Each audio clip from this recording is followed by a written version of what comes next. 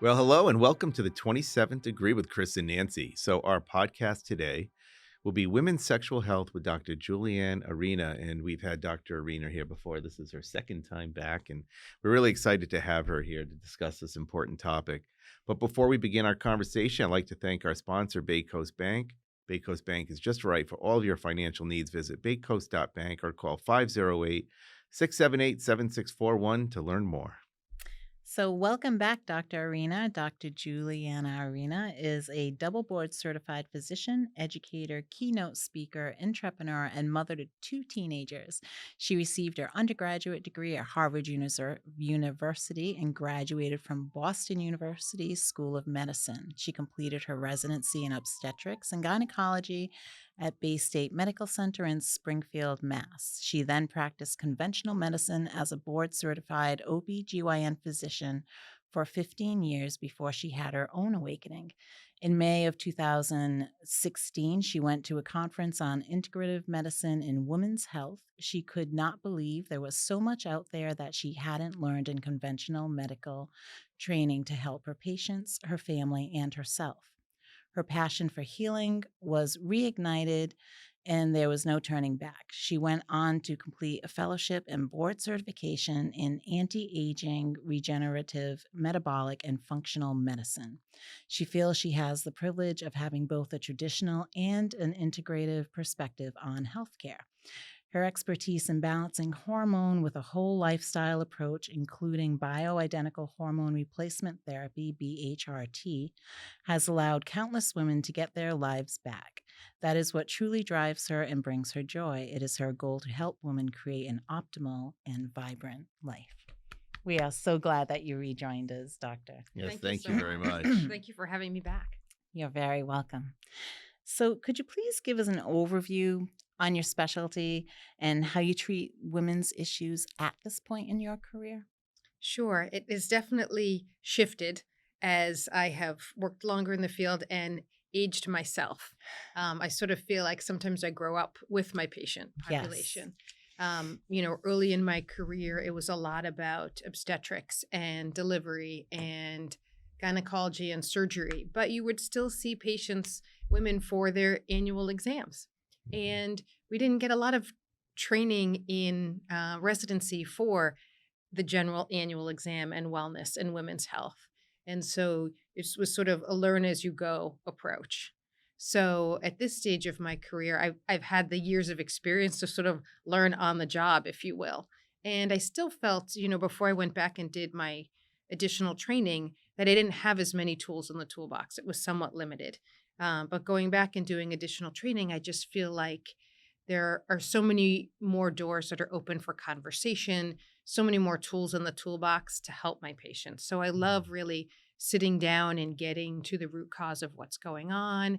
And as we talked about before, all different aspects of women's lives.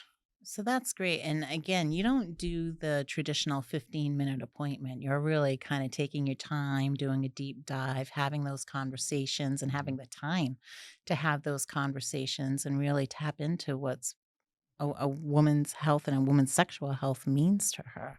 Yes, it's definitely a skill, as you probably see in your office, that 15-minute appointment and what you can get done and what conversations you can have. And then if you don't get that accomplished, okay, come back and see me.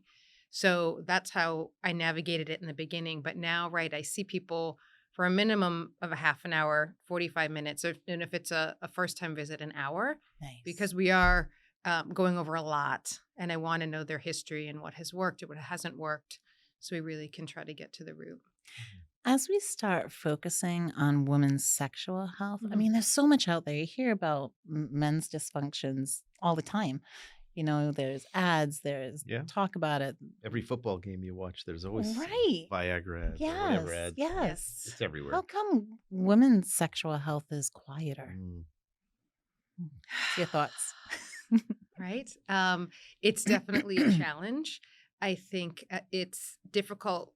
It's a difficult conversation to have. And I think Yeah. we're somewhat socialized not to talk about it. Finding that comfort level, then finding a provider.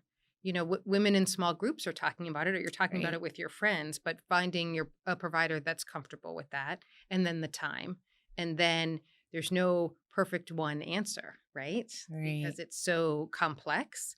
And, I think I chatted with you before. There are 26 FDA approved medications for male sexual dysfunction.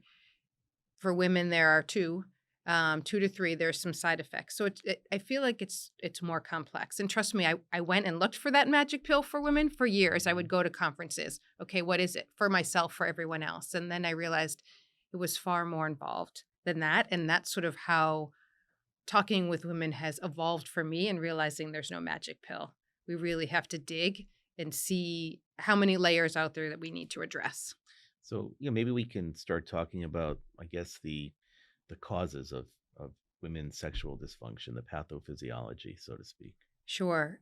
Multi-layered, right? Hmm. So there can be physical components to it. You know, there can be pain with intercourse. There can be vaginal dryness as we age. There can be scarring from deliveries. And then if there's pain, the psychological component that goes along with pain, there's an anticipation with that. So there's a lot of physical issues that can happen. So when I'm talking with women about multi-layers, we're talking about their vagina, what's going on, is there pain with intercourse, you know, during, after, what is their age, Hmm. right? Because age can play a role in it too. As we age and our estrogen levels are dropping, then that makes the vagina not as plump, and supporting that either hormonally or non-hormonally can help. Um, Other issues that may be going on there as well, urinary or bladder issues that again Mm. are uncomfortable to discuss, but can be involved in intimacy if something's going on with the Right. bladder. So, from a physical standpoint, there's a lot of things to address. But then, we talked earlier, I talk about my multi layered approach. And someday I will write a book Hmm. Yes, please do. on the multi-layered approach to intimacy and libido. But the number one is how I feel about myself. Okay, what is going on with me? How do I feel in my body? If I'm not feeling good about myself, then I don't feel like sharing and being intimate with a partner. The next thing, what's going on with my vagina, like we talked about. What is going on with my partner? Hmm. Right? Because male, female partner, it doesn't matter. Do I like my partner in this moment in time? So there are a lot of relationship issues. Granted, I'm an OBGYN, but sort of, slash therapist. Right. Not Right. by any training means, but because sometimes I am the only person that women have seen for years. Right. Certainly in the childbearing years. They may or may not go to a primary just because we have that relationship. Um, and so talking about relationships, talking about what's going on with their partner, it just sort of evolves in the conversation. Hmm. And I realized a lot of times there's a dynamic there that may not be so great. So if that relationship isn't good, then that's another reason why intimacy isn't going to be great. So talking to people about therapists or couples therapy, something like that. And I literally have a sheet in my office when someone has liked their therapist. So give me their name, let me write it down. That's a great Hmm. idea. 100%, because right, you go online or you Right. go to whatever your insurance recommends, and it's kind of like a guessing game. You read their bio or whatever Right. and you Right. kind of check it out. So literally I have a handwritten page. You like your therapist? Great. What's the name? Yeah. And so when someone's looking for somebody, at least I have someone has liked them or Right. connected with them. And then it So gives them a little step up too. Like sometimes you're paying out of pocket for a therapist. So right, then you're not, you have a better chance of maybe making that connection if, other people have right. Yeah, recommended. there's so much trial and error trying to find a good therapist. I find my patients really struggle sometimes. Yes. They go to two, three, sometimes more, and then they just give up because they can't connect with that person. And, Right. when you read a bio online or reviews, you don't really always get a sense of whether that's the right person for you. It's hard. I think it's getting better. I think post COVID, in that there are more Yeah. resources Hmm. Right. online, and you hear advertisements on the radio, where people can connect easier. I don't know. I still think, it's challenging. I don't think there's enough therapists out there for all of us that need them. Right. Right. So that's certainly a component as well. Um, we talk a lot about, and we mentioned this last time, sleep. Mhm. right? Did I sleep Yes. last night? Because if I'm tired and I'm cranky and I didn't sleep for whomever, whatever in the house, mm-mm, Zero chance. zero. Yeah. I rather, and it sounds so cliche, but I rather take a nap or I rather Yeah. Right. just read my Right. book and go to bed Right. Yeah. Right. because so exhausted. So there's that one. There's also who's in the house and what's on my to-do list, right? Because we all have a little bit of crazy brain, and I got to do this, and I got to do that, and I do that, and it's really challenging to put ourselves on that front burner and to have all of those things go away. It's a lot more complicated for women than men, it seems. Yeah, and I again, mean, I'm not in a man's body, but mm, right from a female brain, those are all the things we're thinking about. right. I mean, from a man's perspective, if Sure. there's dysfunction, often there's a physiological reason, Hmm. vascular blood flow, diabetes, Sure. medical issues. I'm not saying that the relationship doesn't matter in that, but Sure. I think that sexual function is somewhat simpler with men Hmm. than with women. That's my take after, taking care of lots of men for many years and lots of Right. women. And it just seems much more complicated, which makes your job a lot more difficult. And again, I'm not a relationship expert, Hmm. but the connection, what I have found with my patients over the years, right? Sometimes my patients will say, well, I'm just going to have sex with my partner because that's what he needs and wants, and it makes everything better, Mm, right? Versus a more deeper involvement for them. yeah. It's challenging. Yeah. Yeah, that's a tough boundary to set for sure. Can you go over like in your 20s and your 30s and your 40s, like each decade, As you kind age, so of, to speak. yeah, Yeah. Yeah. How it changes, how. yeah, like how does your vagina age and what can you expect and like what problems How do you does yeah, how does Right. address? sexual function change? How does Yeah, Hmm. interests but like change? what's All of that. normal and what's not normal? What are things to be concerned Right. about? Great question. Sex or intimacy, it shouldn't be painful. It shouldn't be Mhm. painful at any age. Okay. So if someone is having pain in their 20s, it may not be that their estrogen levels are low, but something else is going on, Mm. right? So are there nerve issues going on? Are there lubrication issues that aren't related to low estrogen? The mind body connection, Right. has there been past trauma, which is Mhm. huge, Yeah. right? So in your 20s, we think, oh, there aren't necessarily going to be any problems, but there are.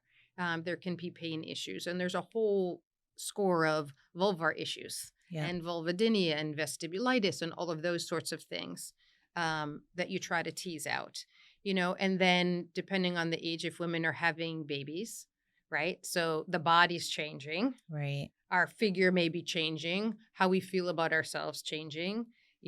Was there a tear? Is there scar tissue? Is it painful? Is it different? Is it more stretched out than it was previously? All of those sorts of things. Right. And then, sure, perimenopausally, menopausally, as our estrogen levels drop, then that whole component comes in. The vagina may be dry and painful because of lack of estrogen. Right. So it's sort of that whole gamut. And are there things that we can do along the way? Yeah, sometimes just simply adding a lubricant. There's nothing wrong in your teens or 20s if you need to use a lubricant with intercourse. It doesn't mean anything's wrong. Right. Right. And so sometimes it's just as simple as that. So communication really becomes like a big part of things and not like if you're quiet and you don't want to talk about something, like the guy's probably Mhm. thinking, what's going on? Is this me? Or, Mhm. that's where that communication piece is like, I really try with my patients to encourage them to have that conversation when they go home. And I say, blame me. Say I saw Dr. Arena today, and all she was talking about was sex and intimacy. And she gave me these samples of lube. And, so at least it sort of opens that door because it can be an uncomfortable conversation. right. Yeah. Yeah. And even after years, it can be an uncomfortable Yeah. conversation. Even with men, it's difficult. I mean, I find with a lot of men, they'll bring it up as you're like walking out the door. If I don't bring it up, it's kind of it's when my hand's on the doorknob. Or Yes. Doc, by the way, it's one of those things. So it's great that you bring it up and you're proactive. And it's not a quick conversation No, Well, I it's was either. just not. gonna say You're like, that you have the uh-oh. time too, because sometimes like people need to warm up for some of the Right. questions, or they need to feel like Sure. if you only have 15 minutes, you're like, all right, what are the big ticket items that I Right. have to hit? And maybe this one doesn't make it, I mean, you know? it is really unfortunate the way medicine has turned into this, Yeah. seeing a patient every 15 minutes. And I wish it wasn't that way because it's very difficult to address a lot of these issues. I give you a lot of, credit and how you're able to do this. It's wonderful. So Well, and I joke, with my patients too, and I say, "How's your vagina?" And I can mhm. say that as a gynecologist, Right. whereas someone else couldn't say that. That might be Yeah, it might taken be the wrong weird Yeah, from I you. might not open up the conversation that way I'd be with like, my what? patients. It's usually not the first thing I say, but pretty close, depending on the reason that they're here. Yeah. Right. Oh my Yeah. God. So can you go over some of the more common problems that people have and some of the treatments that you've used effectively with them? Sure. If we're talking specifically about vaginal issues, so there's a lot of Hmm. tools in the toolbox for that. If it's beyond a lubricant or if there's a hormonal imbalance, we can use bioidentical hormones vaginally to help somebody. Other tools, and I'm a big fan, is pelvic floor physical therapy, What is that? right? We think of physical therapy, oh, my knee hurts, my elbow hurts. Yeah. Pelvic floor physical therapy is specifically looking at the muscles in the pelvic region, Okay. Mhm. right?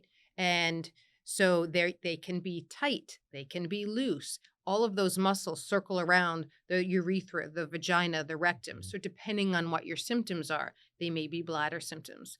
They may be vaginal symptoms with pain, or they could be issues with the anus or rectum. But all of those muscles are connected in little circular Okay. areas.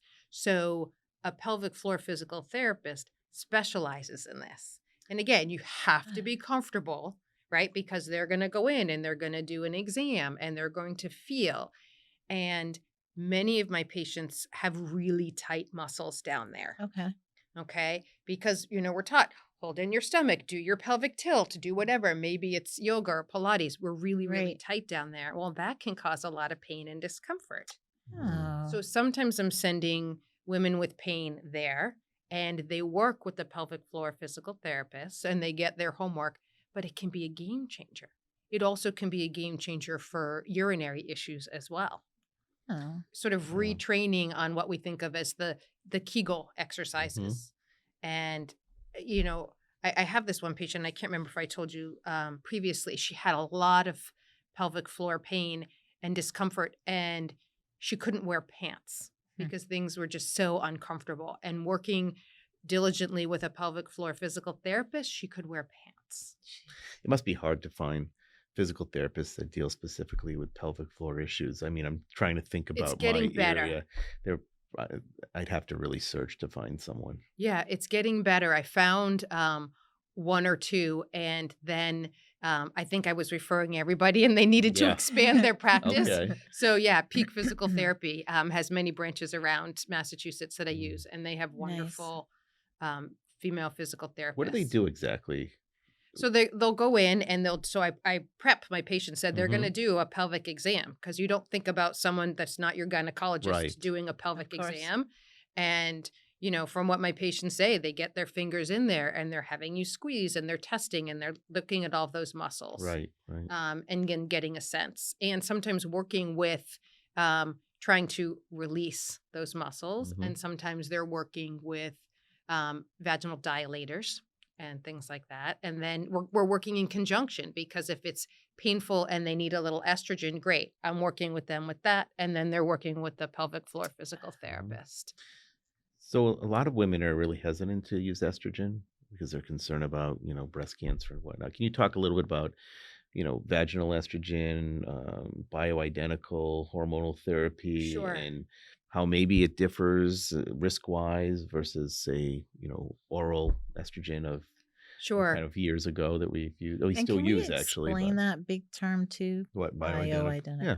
Sure. So bioidentical just means the same chemical structure that our body makes. Okay. So, right, it got this big sort of name. What does that mean? So it's still Synthetic, it's still made in a pharmacy. It's yam based, but it's the same chemical structure as opposed to something like equine ethinyl Mhm. estradiol, which is a hormone replacement therapy. That's what was in Prempro, Okay. the big hormone Yep. replacement therapy.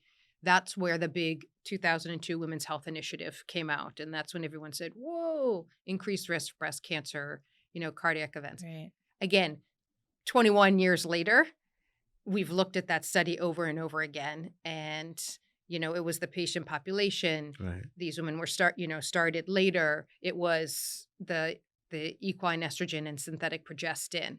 Mm-hmm. So if we put that aside and we're talking about bioidenticals, it's the estradiol that our bodies make. It's the Okay. progesterone that our bodies make, Okay. not what was in Prempro. Okay. Can you get bioidenticals with a traditional physician? Yes.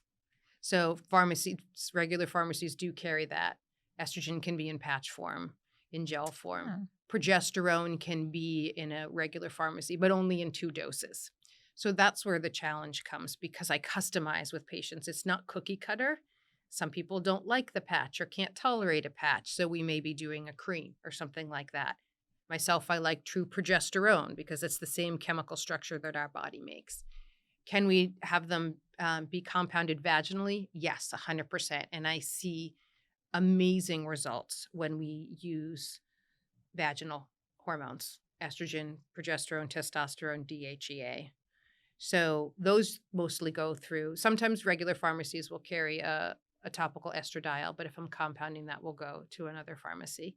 And it can really be a game changer for so when women. you say you see amazing results and it can Mm. be a game changer, like what are you talking about Like I exactly? couldn't have sex and now I can. Why? It What was does it pain. do? Oh, because it. Right. So it's plumping up the tissue, the Ah, epithelial layer, Mhm. right? So it okay. doesn't feel like thin cigarette paper. Yes. Ow. Intercourse is Yes. already a friction laden event. And then if Mhm. the tissue is fragile, it's going to be even more painful. Right. Right. Yeah. So bringing that back in can be helpful. The other things that can be helpful, other tools vaginally, we can talk about are the O shot with PRP and then sound wave therapy with Cleovana. So PRP, many people are aware of platelet-rich plasma, uses growth factors and stem cells to heal. So it's used a lot in the sports world. It's used in the cosmetic world, specifically in the GYN world. It's called the O shot, Okay. and that's where that PRP. So we draw your blood, we spin it down, we get platelet-rich plasma, and then that's injected by the clitoris and in the vagina. And everyone goes, ah, right, Right. by the clitoris, right? So there's a whole numbing process to that. Okay. We numb with cream, we numb with lidocaine. It's injected by the clitoris and in the vagina for sexual benefit as well as bladder benefit. How long does this last? Because I don't want to be getting shot up every week. No. So it can take up to, right. Research shows it can take up to 3 months to see full benefit. It may not Okay. take that long, and usually at least a year. In the Okay. patients that I've performed it on, I've had some not come back and they're still having benefit. Some after a Mhm. year plus 2 years. Okay. So The that's a great and the tool. women who are having benefit, were they also using estrogen and other modalities You too? get the best success if you layer it, right? Mm. Because if the vagina, yes, the growth factors and stem cells work well, but the estrogen will on top of that will make it that much better. Okay. That's the O shot. And then Cleovana, if someone doesn't like an invasive approach like that, Cleovana is sound wave therapy. Can you really explain this? Because this totally intrigues me. They're The doing sound wave so therapy. much with So sound it's the waves. same, sound wave therapy sounds a lot better than shock wave therapy, Yes, it right? does. But so it's technically the same thing. And they've had this around for erectile dysfunction for years. But again, to get it to market for women was challenging. So Cleovana is a sound wave therapy for this. Okay. So what does the sound wave therapy do? It brings blood flow to the area and Okay. it stimulates new nerve growth. Okay. Okay. So the benefit of this sound wave therapy is it's happening all externally, just on the vulvar area, nothing in the vagina, no needles, no freezing, no anything. So that's a big appeal for people. Of course.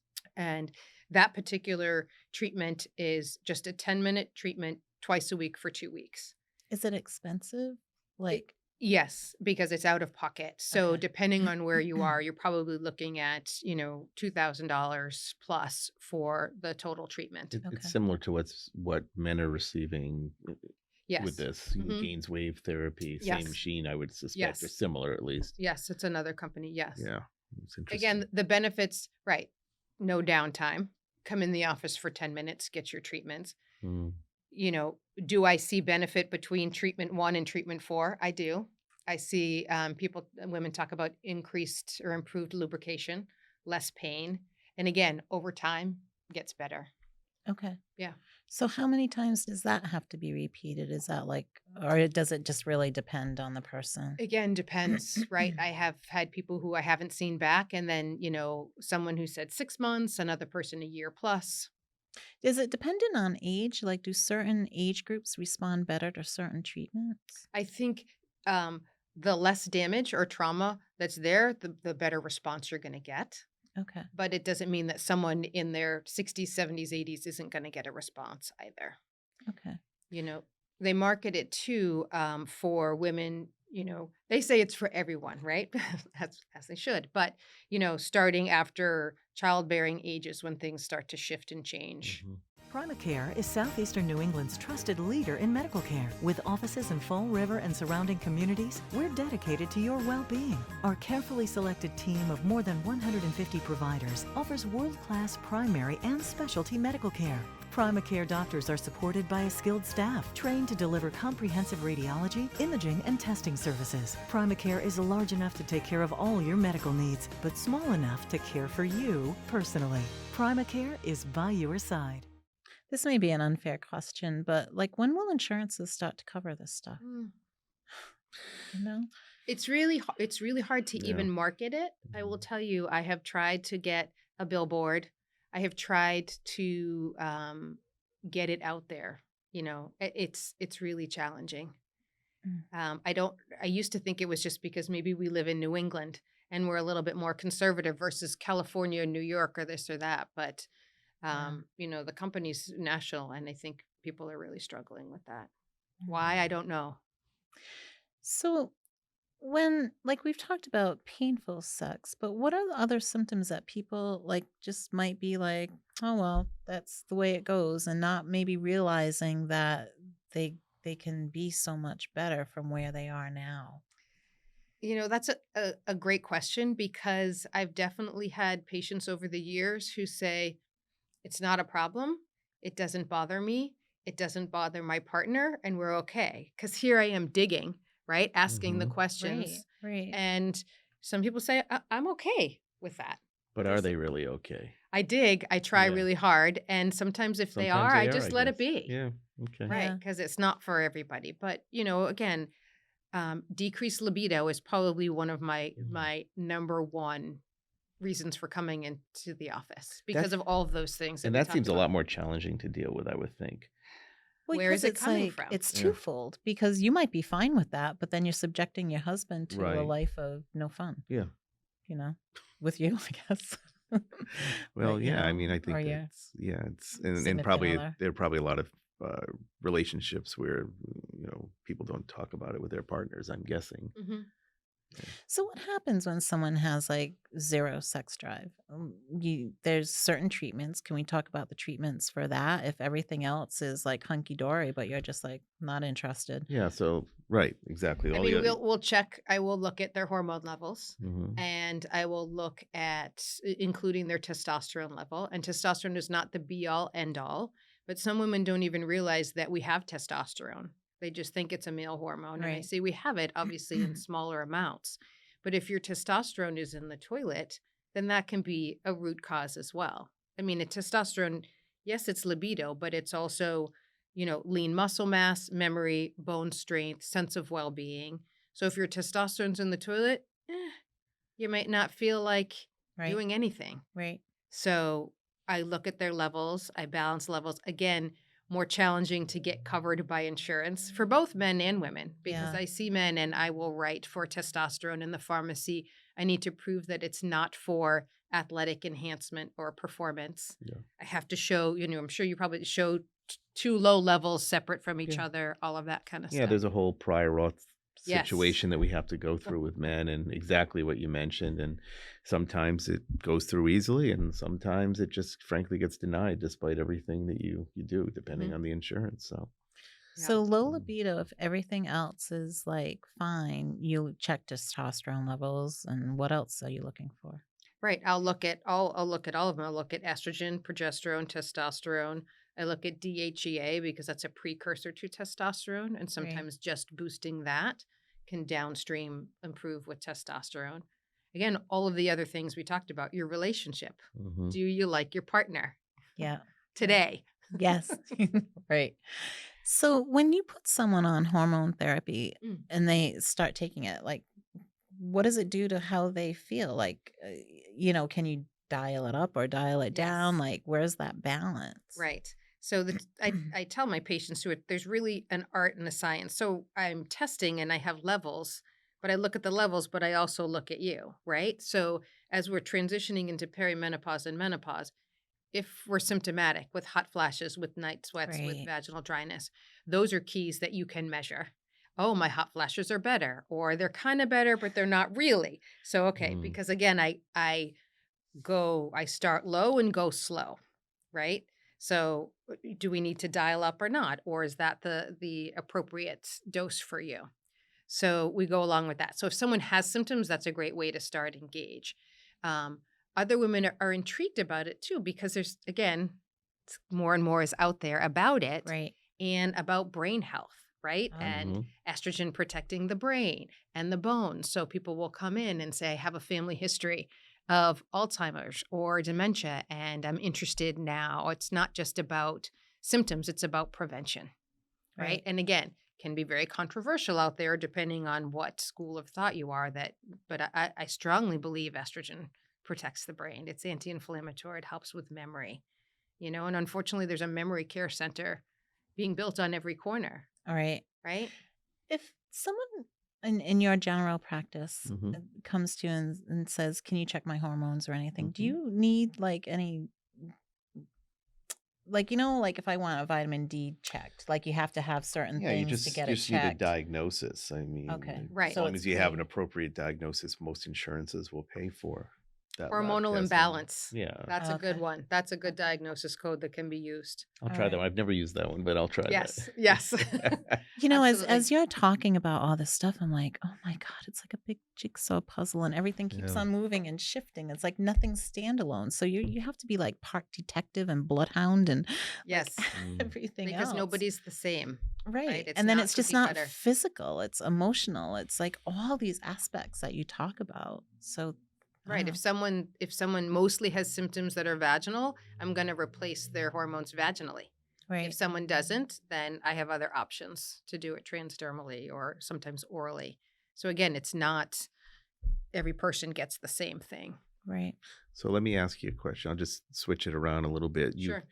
You've done all the typical things. You've addressed the health of the vagina, how the person feels about themselves, about their partner, their hormonal status, but they have anorgasmia. What do you do about that? That's really tricky. And the Right. definition of that is people that Inability to have can't an have an orgasm. orgasm. Yeah. I mean, I really try to weed out, have you ever had an orgasm in Hmm. your entire life, right? Or previous partners, or can you have an orgasm? Is it, not with intercourse? Is it with oral stimulation? Is it with masturbation? Like, where is it? Right. Hmm. And then I will go down the trauma road with them. Okay. And I will tell you, the more and more I ask, the more and more I find out that there's trauma. Hmm. Yeah. Trauma that may or may not have been identified or talked about. And I've definitely had patients say, I'm not going down that road. Yeah. And I respect that. Of Okay. course. Right. But I definitely think there's a component there to it. Sometimes I can't solve it. And I'm honest with patients too. Right. We've done all of our things. I don't Right. know where to go from here, you know. Um, Trying to see a therapist or a sex therapist if someone is open to that, but they're not always. Yeah, Right. it's definitely still a challenge. And then it has to be hard because there's no defined normal, really. Like everyone has their own little sense of normal and what that is. So you're trying to piece all that together too, I would imagine, right? And trying to reassure women that whatever is on the front of Cosmopolitan magazine isn't the Right. norm. Right. Right. Yeah. And just sometimes telling women that, low libido is really common. And, I may say you are the third or fourth person today I'm talking about is reassuring and you feel like you're not alone. I think that's the biggest thing because it's not a subject that comes up a lot in general conversation, Mhm. or even with your girlfriends. I'm not like asking my girlfriend, "How's your vagina today?" It's like Maybe after a so few cocktails, I don't maybe, know. maybe, but it's like Right. so it's the conversations. I'm glad that you dig and like you can ask those questions and you have the time to. I love talking in small groups. I've done a couple Yes. talks, at a local women's gym, at a working space. Because again, if you bring women together and they're comfortable in that environment, Yes. then maybe you'll get a hand raised with a question. Yep. And I say there's no silly questions. Let's have a conversation and open up Exactly. the dialogue. Can we circle back to some of the things that you Sure. talked about before? So, when you were mentioning that there are multiple layers to women's sexual health, we started off with how do you feel about yourself? So, if someone has like a low self esteem, maybe it's related to body image or Hmm. something like that. What are some of the steps? And I know that therapy is one of them, but what Sure. are some of the things like that you're saying and what does that conversation sound like? I work all the time with women struggling with weight Yeah, because self-image, it's the world that we live in, and for right. our Hmm. society, our culture, our reflection on what we think about ourselves with our weight.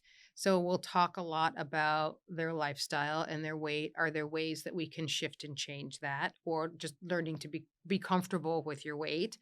um, I don't like the scale, and I tell my patients that because I feel like if you get up every morning and you step on the scale, that's going to set your intention for the day, good or bad, Right. right? So I'm not a fan of that. And again, I feel like I'm doing a little bit of therapy with them too. What's going Yeah. on with your self esteem? Where do you think it's coming from? Really trying to dig and see if I can Nice. get anywhere with them. Yeah, but society really they glorify, unfortunately, youth and being ultra thin and ultra fit, and we're not all that way, and we're all built Right. differently. Genetically, right. Right. So Yeah, it becomes it's difficult for men too. I mean, sure. men struggle with this also, but I think that women probably struggle with it even to a greater extent. Because And you're right. You yeah, you go to the supermarkets like Cosmo magazine or whatever. It's like right. these are not realistic images of what most people are. No, I think we're doing better in marketing and having images of women of Mhm. different sized women, Yes. and Right. even in stores, different sized mannequins and all that. But social media is a whole other That's a ball whole game, other thing. right? But I do notice on commercials more now. Now Hmm. Yeah. they'll show older people. They'll show people who, are not fit or whatever, that are more representative of Sure. what we see in society. But you're right, social media is a whole different issue, and that really affects our psyche and the way we think. Well, and I'm sure you can probably comment on this too. Your patient will come in and say, I saw this on social media, Right. or I saw this on TikTok. And granted, there are Yes. some physicians on TikTok too, but there's a whole lot of other information on Yeah. TikTok. You don't know what they're getting, and they come in asking about, XYZ. Right. Right. Very true. Very true. Now, you had also mentioned who's in my house. So what is that conversation like? So whether there's young people or older people, I started thinking about that during COVID Hmm. because people had moved home and college kids were home and Right. 20 something year olds were home. And so there was no privacy, Right. Right. right? So that's going to throw it out the window. Even as that sort of went away, that was still in my brain for kids, toddlers, all of that. Yes. So Mhm. I remember I had one patient who was coming in for the Cleovana procedure, and she was coming to me, and then she was going to Home Depot to get a lock for her door, for her bedroom door. Again, the crafty things that we have to come up with. Right. Right. If you live in a small house and your room is right next to, your Right. child's room, we don't think about those things, but those are actual realities, Yeah. right? Mhm. Yeah. You It have a probably window and the baby's napping, or Yeah. Probably affects your ability to relax, and 100%. if you're thinking about, who's next door exactly. Hmm. Or who's Mhm. you hear the garage door, who's coming home? You're right. I know. Or hurry up. Oh, hurry up. what, you had also mentioned some treatments that you do versus over the counter stuff. Can you talk a little bit about what's over the counter and like if people get frustrated Yeah, using I over the hear things counter? advertised which, There's you lots know, over the are counter. not really that I know of FDA approved medications, but they're Like, should people advertised all be the time. spending their money on over the counter things or just really kind of maybe go for an evaluation first and It's figuring out? tricky. It speaks to our desperation, Right, right? I exactly. just Good way of want to putting it. find something. So, right, you can go to CVS or you can go to Target and you can find all of these things and they'll be labeled, for intimacy or hormonal balance. And maybe it's a lubricant and it might work, but what's in it? Are you going to have a reaction to it? Mhm. I always tell patients don't get anything that says, heats up, with intimacy. I'm like, it's already a no. friction laden event. Then you're going to add fire Especially to if the you don't fire. have communication. Yeah. You know, Right, your you'll see a partner's like, flame what's on the going box. on? Anything with a flame on the box, stay away from. Right. So, there's so much out there. Um, again, there's nothing wrong with trying it here or there. If you find a solution and something works for you, great. You can get progesterone over the counter in a yam-based cream that's not prescription, so it's small enough. You can get baby doses of estriol, which is our weakest estrogen, Mhm. in little ovules or in pumps or creams. So there is stuff out there. The challenge is, right, is if I put on my physician hat, what are your levels? What are you doing? You may have symptoms of you think your estrogen's low, but it might actually be high.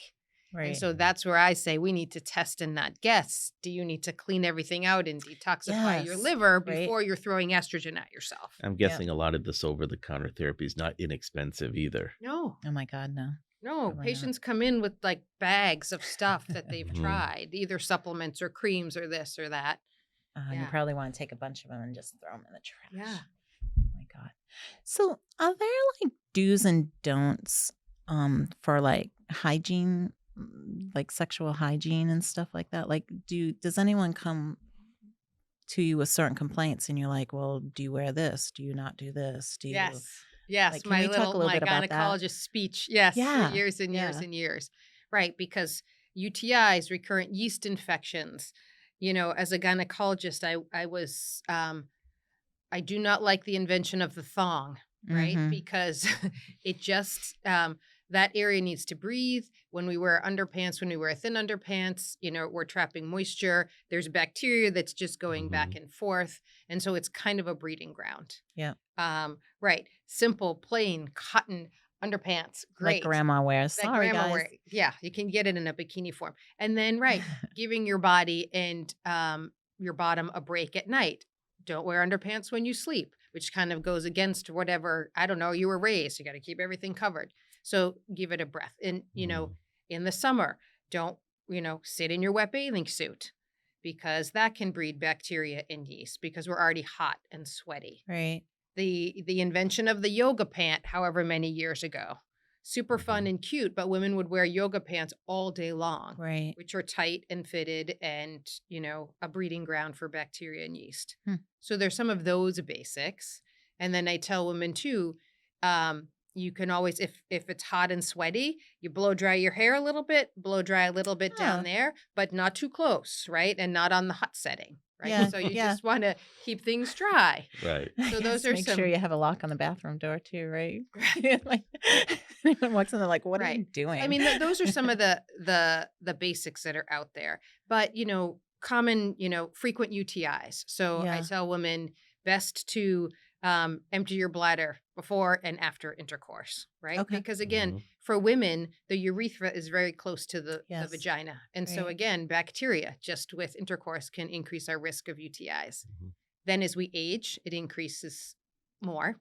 Again, estrogen replacement around the urethra can help with UTIs for older women. And plus, probably a lot of women like just hold it in for as long as they can because they're busy running around taking care of kids or whatever. It's Mhm. like, God, we have great bladders.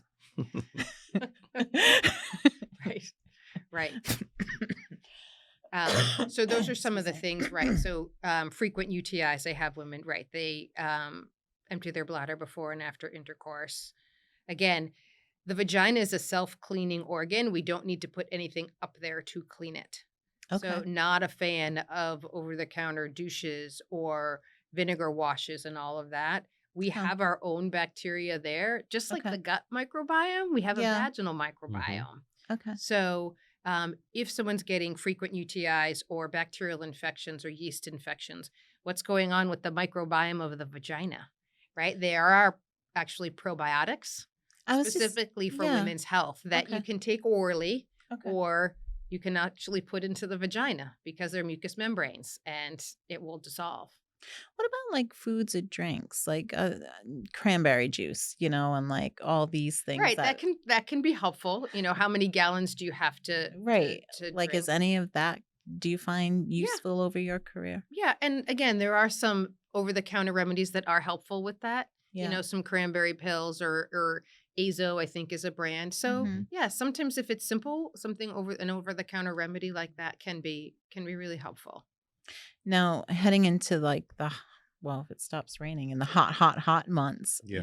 again, you said watch out for the bathing suits, Hmm. probably just the cotton stuff and Yes. just make sure you're nice and fresh. What about the body deodorants, like for specific areas? Do you Like feel, Lumi?